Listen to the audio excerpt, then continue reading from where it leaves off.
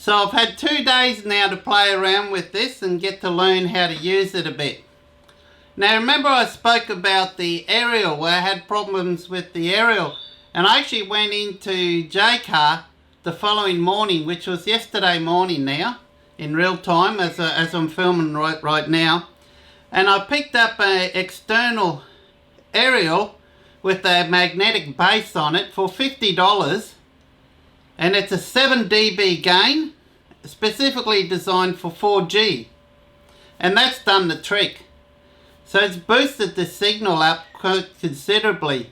So I've got the vehicle now, it's actually parked in my garage, and I've been able to monitor the status of the battery remotely with the vehicle parked in the garage. It's worked a treat, and it was a simple setup. All I had to do was just screw in the connector on the top. Being magnetic base, I just stuck it on the roof, and I've been driving around and it's still there. So, and I think it's designed for that. It's actually designed to be mounted on the vehicle.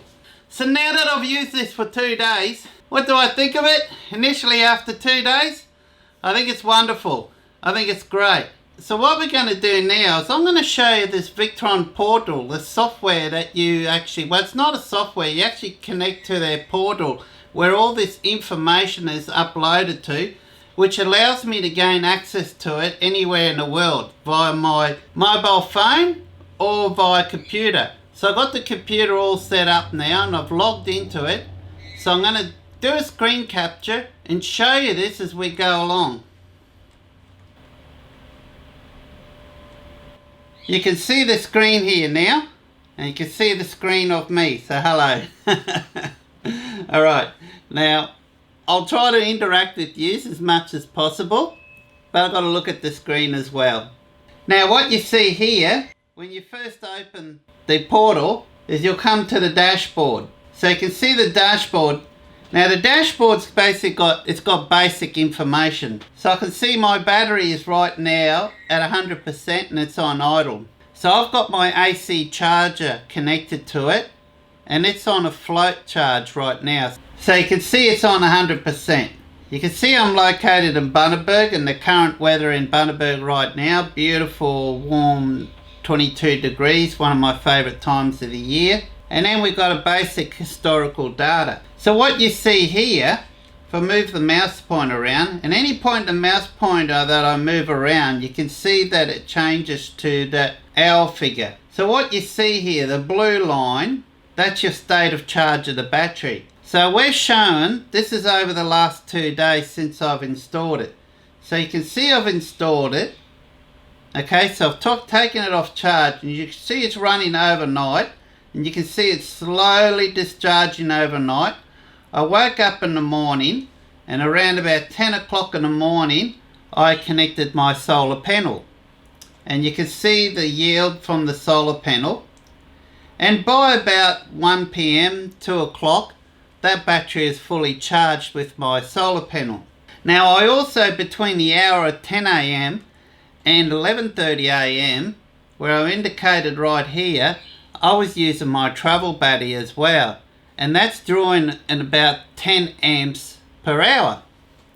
So you can see how efficient my system actually runs. And then I put on charge, and around 4 PM I've taken it off charge, and you can see it's gradually dropping down, Now what's really interesting is that last night it's a little bit warmer, and you can actually see how it was drawing a little bit more because it was a little bit warmer. Now this is some of the fine details you can get into with this monitor here.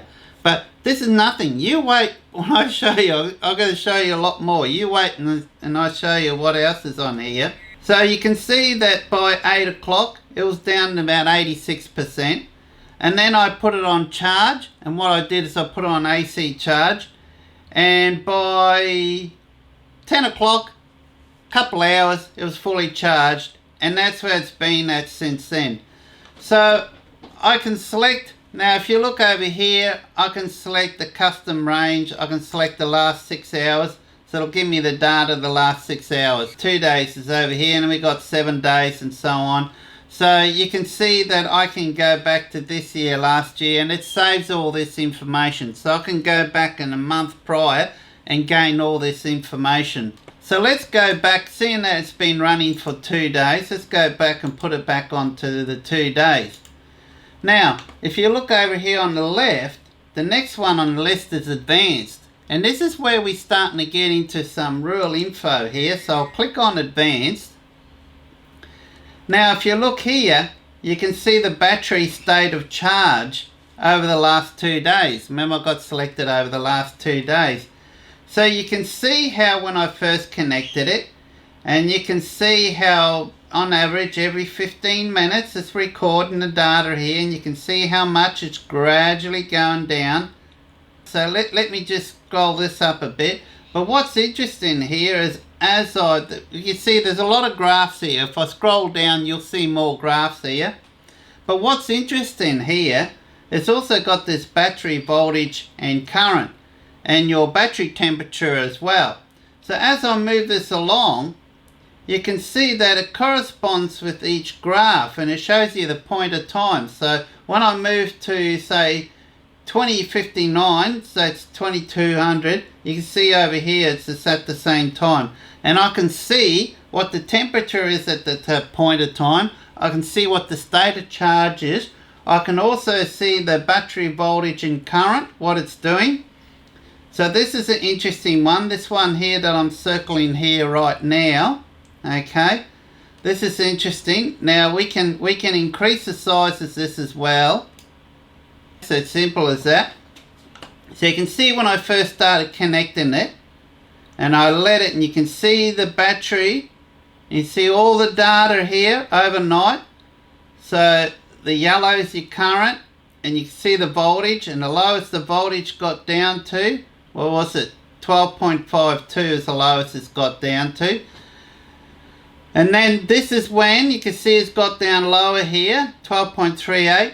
That's when I connected the Travel Buddy. And then about half an hour or so after I connected the Travel Buddy, this is when I connected the solar panel. So you can see here I've got the solar panel on here. The solar panel was connected till about 3:30. And then what I did is I then left it be and let it drop down overnight. Now this is a good example. If you have a look here, remember I mentioned before it was a bit warmer last night than it was the night before. So you can see because it was a little bit more, you can see how the battery consumption has just gone down just a slight amount to what it did when it was a lot cooler the night before, particularly early in the morning. It was quite warm early in the morning. So you can see that the battery's got down to 12.5, whereas over here we're looking at 12.52, but majority of the times 12.57, 12.56, where you can see here is constantly 12.51, here's 12.50, 12.54, 12.53 and that. But you can just see how it's a little bit lower. This is a current draw, so you can see that's in and out. So the fridge was cutting in and the fridge was cutting out. So that's why you can see these peaks in here. And that's the peak where I added my AC charger. So I put it on charge at 8 o'clock this morning, and it was fully charged within 2 hours. And it's been on now, what you see here now, it's on a float charge. And remember, I've still got my fridge freezer running, so it's got a float charge. So what I'll do shortly is I'm going to turn that off and let that battery run down again, and I'm going to do the same with the solar panel tomorrow. So what we can do is move that screen back to where it was here. Of course, that's your battery temperature. On average, a battery sitting, the maximum I've seen it go up to is 24, and it's down from about 18 degrees up to 24. You can see there. This is the solar panel. This is the wattage that was putting out. So it's put out to 235 watts, as you can see here. And that was at 11:30 a.m. a couple of days ago it was putting out. So I only had the solar panel out between the hours of 10 o'clock through to 2 o'clock. And that was the peak of the time. And by 2 o'clock that battery is fully charged. And then here we've got the battery history. So it's the deepest discharge so far is 22.67. And last discharge was 15.91, etc. It'll charge you how many full charge cycles you have. So I haven't gone through a full charge cycle yet. How many full discharges it's been. Total amp hours drawn so far over the last 2 days. I've actually drawn that much, nearly 50 amp hours running the tests. It's got the minimum maximum voltage. Minimum voltage is incorrect. It's not telling me the correct data there, but the maximum one is correct. Time since last full charge, well, I don't know what that is, whether that's seconds or not. I'm not too sure. Automatic synchronized, and so it's synchronized once so far. And you got your low voltage alarms, high voltage alarms so far, discharge energy and charged energy. Now another interesting one is this one here. If we have a look at this fella here, this is my solar regulator, and it's shown when it's off and it's shown when it's on. So a couple of days ago when I had it on the solar panel, it shows that what time of the day through the day that it was on bulk charge. Then it momentarily went up to absorption, then went back to bulk for a little while, and it's back to absorption. And while it was at absorption, I disconnected then and just let it. So that's why it's not shown it's a float. I didn't allow it to go fully charged because I wanted to drop the battery capacity down a bit so I can run some tests today of charging. And then you can see since then, right up until pretty much now, that it hasn't been on at all. And it's another screen here showing the PV voltage and current. We've got a solar charger summary. So if the solar panel is connected right now, it'll tell me how many watts it's putting at and what the charge state is, whether it's a bulk absorption or float charge, etc., and the yields for each day. Then we've got a battery summary here. So at the moment the battery's on 13.6, which is a float charge. Right now it's putting in 0.96 of an amp because I've got the fridge on, so it's just kind of like a trickle charge, just keeping it maintained. Power's 13 watts, and you can see the consumed amp power. We're not consuming any at the moment because the battery's fully charged. And we're at the 100% cycle. Now you got device list as well. This is part of setting it up. And another good thing is you can go to, well, if we go back to dashboard, and I love this, what you can do is click on this little down icon here. If you have a look on here what I'm looking at, and you've got an access file and you've got an Excel file. Let's go access. So if we click on that, what it's going to do is, so I've got it set up over the last 2 days. Okay, so I've got 2 days. So what it's going to do, it's going to download all that data from the last 2 days, plus more. There's even more. It's all in an Excel or Access format. So I've got one here that I just did a screenshot. So look at some of the data. This is just some of it. I did a screen capture off the Excel. So you can see here the timestamp. And if you have a look, you can see virtually almost every 5-10 seconds it sent some data through. So pretty much it's ongoing data right through. And you can see what the voltage was. So on the 23rd of June at 20:07 was 12.77 volts. 23rd of June 8:35 is 13.35. 13.3. You know why it was a 13.35? It's because that's when I jumped in the car to go for a drive to pick up the aerial. That's made a huge difference. That's picked up the signal strength. You can see prior to that I was getting 93, 95, 95, and now it's dropped down to 57, 75s and so on, 73s at home. So that's made a huge difference. And over here you can see the network name, so it's obviously connected to the Telstra mobile.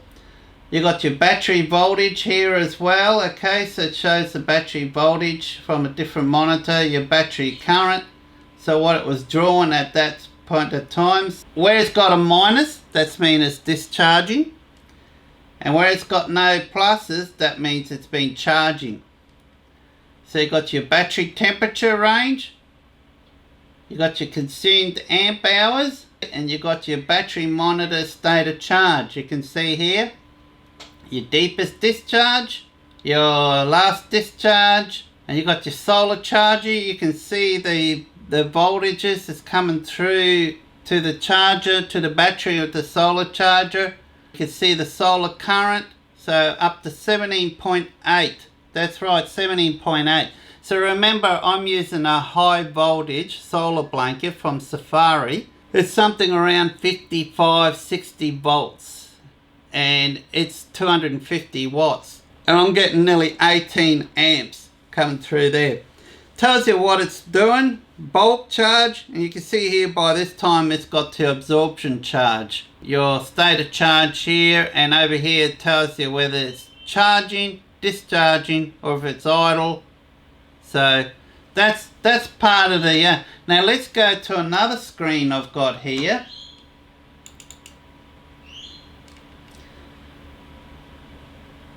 So this one was earlier on. This is when I first connected it, and I was using the internal antenna. So it's just before the day before yesterday. You can see the signal strength. This is parked outside my garage at home around a 97, 95, 93, and that's a very poor signal.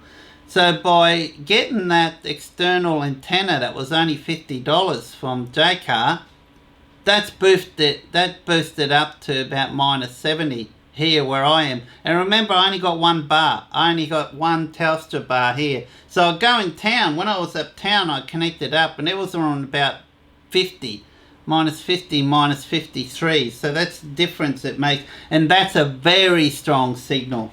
It shows your battery voltage, your battery current, your battery temperatures here, your consumed amp hours at those point of time. So how many amp hours it's consumed since it was last fully charged. Your battery percentage state of charge, your deepest discharge, solar charge voltage. And then it tells you whether it's discharging, idle, or so on. I hope that covers majority of what you might want to know. Now remember, I've only had this for 2 days now. There's going to be more videos obviously on this, so just give me a little bit of time to suss things out. And once I suss things out, I'll come back with another video and let you know how I go with the state of charge rate to get that perfectly accurate. I'm running more tests over the next couple of days. I think we've pretty much covered everything now. So if there's any questions, just ask below. Bear in mind, I'm fairly new at this. I'm still working it out. I highly rate this Victron GlobalLink 520. I think it's brilliant. You can see what it does. And remember, as I mentioned earlier before, all this data, everything you see here, is all included when you purchase that for 5 years. So you get 5 years of data. Now remember, I don't know if it was the video earlier today, or I might have mentioned it on the first video on the battery monitor, the Victron battery monitor. The distributor told me that's only about $10 a year to increase the service after 5 years. I thought, yeah, that's hard to believe. I don't know about that.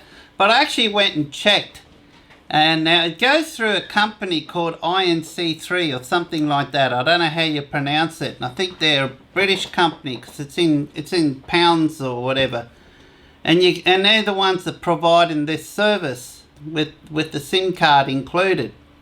And I had a look, and it's 5 years, if I recall right, because I checked it yesterday. 5 years. And included 500 megabytes of data. It was £10. So he's pretty well right. It's actually even cheaper. I think it works out cheaper than $10 a year. So how cheap is that?